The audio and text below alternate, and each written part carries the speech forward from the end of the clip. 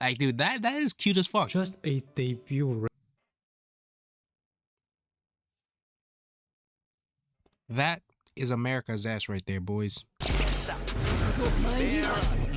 Hey there guys, welcome back to my channel. Today we're gonna be checking out an UMA MUSUME Lord. This is made by Maybe, so big shout outs to bro. And yeah, this is called Japan Cup UMA MUSUME Cinderella Grey Breakdown. So this is the latest episode of Cinderella Grey, I believe, or one of the latest.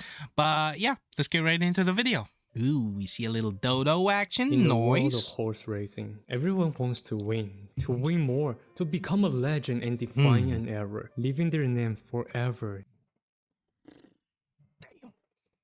Hold up.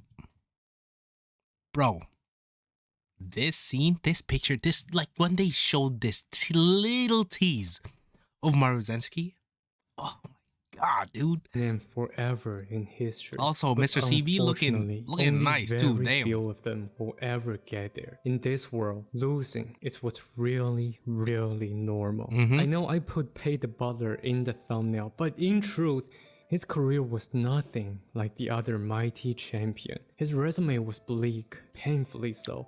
Yeah, this is it is really tough, but then at the same time, you never really kind of like know what would happen in the future. Despite being born in America, his early career took place in France. 17 races, 2 Also, wins. dude, can we just like appreciate this shit looking so freaking nice, man. Like in a good amount of her kind of like scenes, she's depicted as this kind of like somewhat serious or kind of like planner type Uma Musume. But in here, she genuinely looks so freaking happy with her freaking pink blushes. Like, dude, that is cute as fuck. Just a debut That is America's ass right there, boys. race took him 10 times to win. After seeing this horse was completely useless. Hey, yo, okay, yo, they cooking up with this art style. Oh my god. You're telling me this is how the manga looks?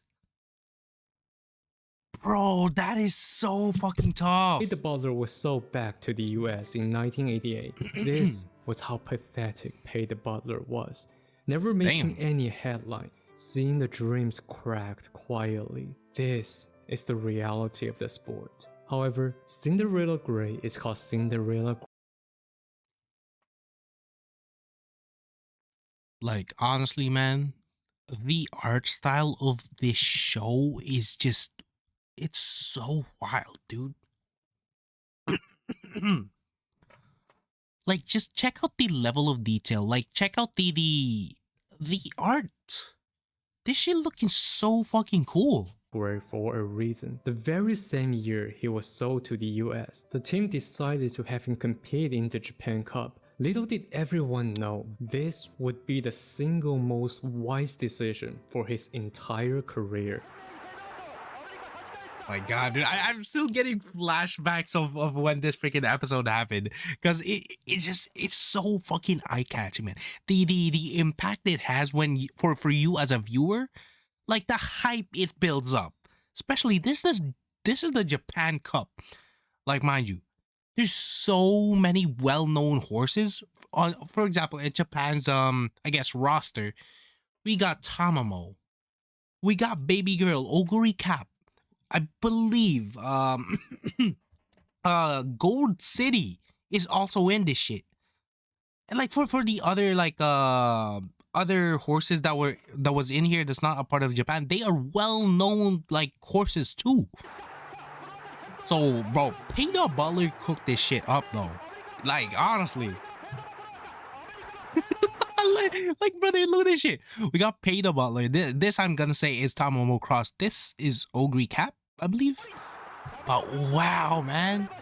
Just wow. Welcome to the episode 18 Drink water breakdown for a bit. for the Cinderella Grey Japan Cup edition. Ooh. Was Pay the Butler really a weak horse? Oh my gosh. Judging by what I have told you, The answer seemed to be an emphatic yes. But there is more to the story. To just pull out a record and judge the strength of a horse is essentially very superficial. Hold up.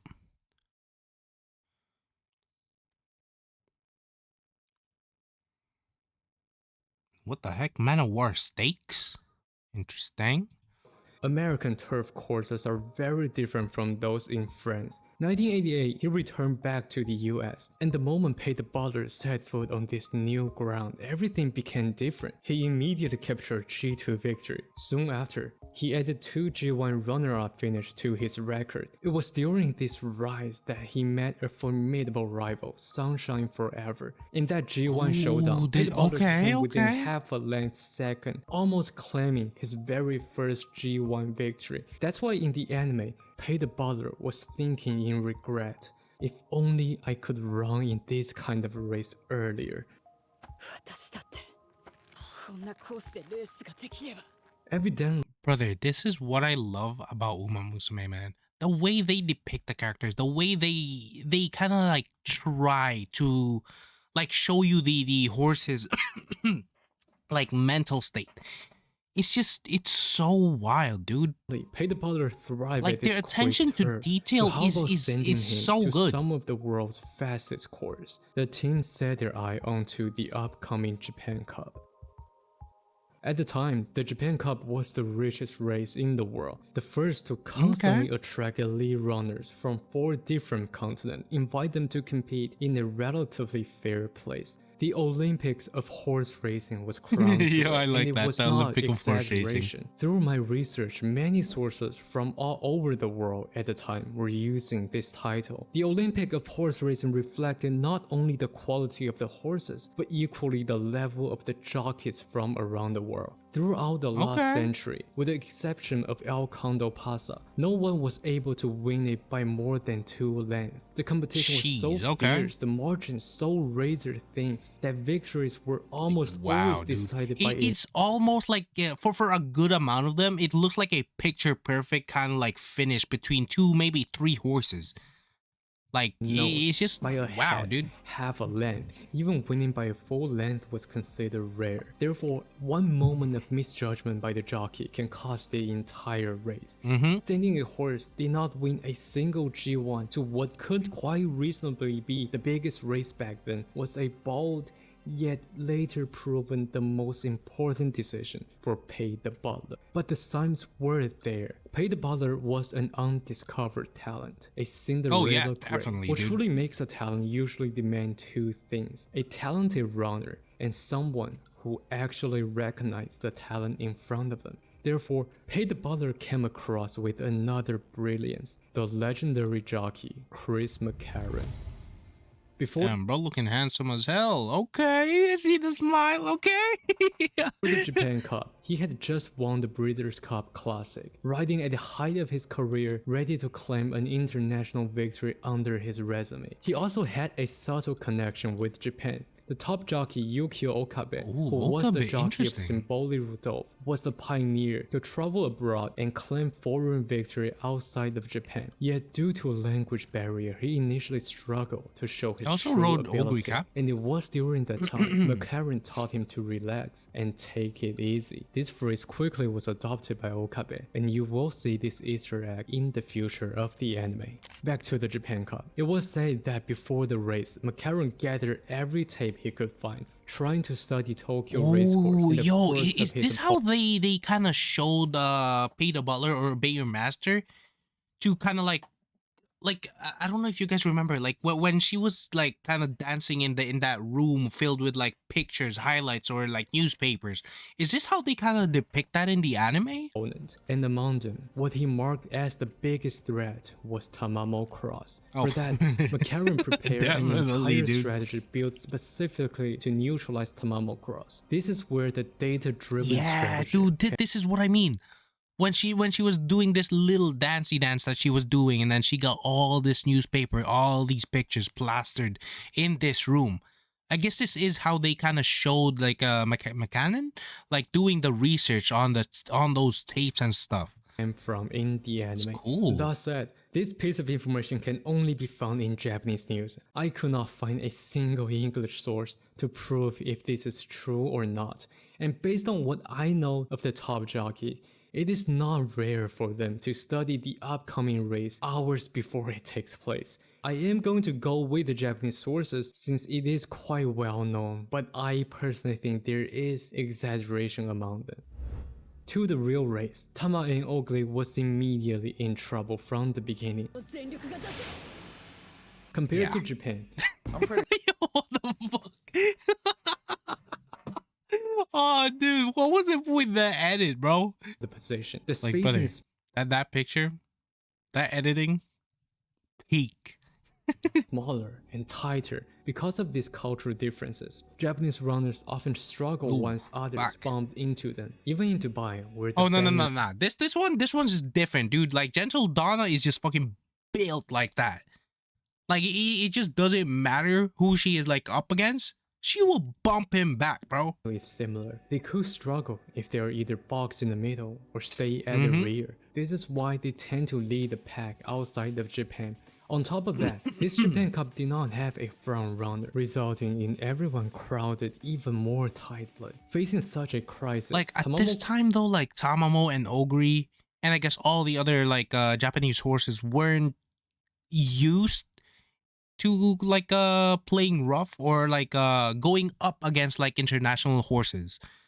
So it does kind of take a learning curve to kind of like run these races. Cross decided to swing wide. It meant covering a longer distance, but given the chaos inside, it wasn't a bad call. Oh Oakley yeah, Cap, definitely. on the other hand, began the race near the front, only to gradually fall back as the race went on. Was this a flaw in his front-running strategy, or was it simply the brutal energy drain caused by the overseas fashion race? Both interpretations were portrayed in the anime. And in contrast, this is where McCarran's brilliance shine. After watching the tapes, McCarran immediately recognized that Tokyo's long final stretch would ultimately favor horses coming from behind. Therefore, he stayed in the middle, observing others. While everyone else burned their stamina battling for space, McCarran kept his horse up. Damn though. Hold up. Yeah, Ogre right now is like I will personally I would say it's not a very bad spot, but like due to like the bumping and shit that happened, it does get a little rough. Peta Butler otherwise over here, she doesn't really have to worry about like kind of overpacing herself or like bumping into anybody else. She just kind of gotta like basically stick with the pack. But this is interesting though. Tamamo Cross at the back over here behind Gold City. We got Bone Crusher and Ellerslie Pride over here. These two are kind of interesting too. This one on the other hand, this is the most fucking insanely wild one. Cause even though she got injured like that, bro still came in 5th. This is the Japan Cup, dude. And she still came in 5th with a broken leg. Unbothered on the outside. While the world dismissed Peta Nice. Butler, Chris McCarran already found the answer to victory. And when the race lost till the final stretch, Tamamo Cross was trying to catch up to Peta Butler. The moment Tamamo Cross surpassed him, Peta Butler began traveling away from Tama. Bro. This is the final strategy from McCarran. According to his study of Tamamo Cross, he figured this horse has a fierce fighting spirit. You must never run side by side with him. That's And they why he did began mention this in the traveling away. anime too. The same strategy how Agnes Digital defeated TM Opera. A risky strategy considering when everyone was traveling at the highest speed, a slight interruption could cause a huge accident. But this was how much it took to claim a perfect victory. Wow, man. And like, mind you, it's not really just the horse itself. It's like the jockey too, like doing all this research and like being able to tell that if you run a certain amount of like distance away from Tamamo Cross, you should be good. Well, technically speaking, you should be good, but like it's hard to explain that. Damn, dude.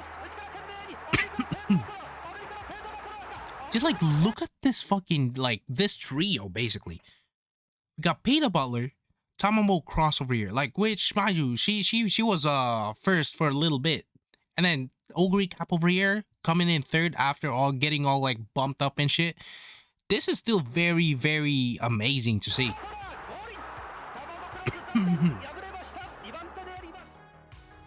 Again, I don't know how much of these are true. You can ask him if he watches anime. What am I?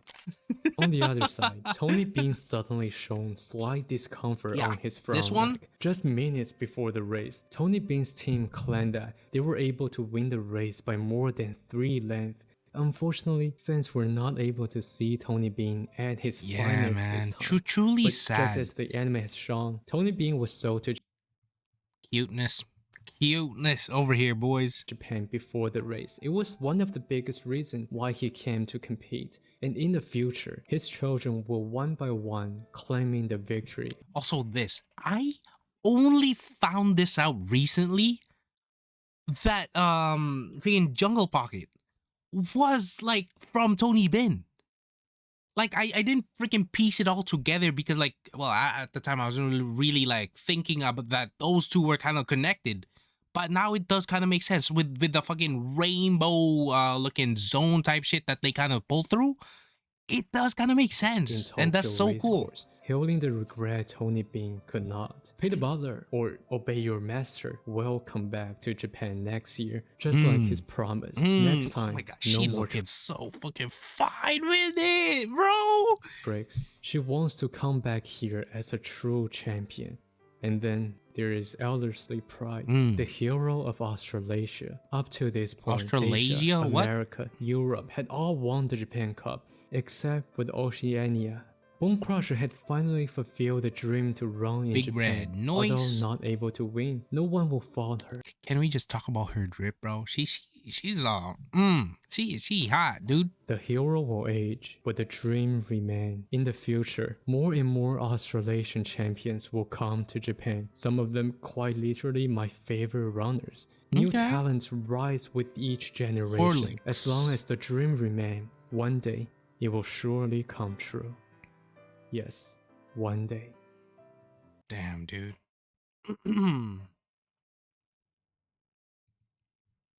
Alright, overall thoughts on this video, man. Like I've been saying in the past, maybe you are so good with these edits, and like the way you tell up the story is just it's very, very incredible. But yeah, Peter Butler, I am looking forward to the day or to the episode that Peter Butler does come back to the races. But yeah, man, overall this episode alone, it was so freaking hype, man. Like we do finally get to see like Tamamo Cross and Ogre Cap battle again. Also, this is the Japan Cup also. And the only thing that just kind of like got me a little iffy was when Tony Bin was not able to fully show what Tony Bin was capable of. That was like my little nitpick about it all, but overall such an amazing race, amazing horses like around the freaking world gathering in this one freaking race and just going full on crazy, dude. Yeah, for this video, definitely a freaking 10 out of 10. If you guys did enjoy my reaction to this, comment, like, and subscribe. Also, yeah, let me know in the comment section what you thought about this video and yeah, what you thought about this Japan Cup. And without further ado, that's gonna be it. I will see you guys on the next video.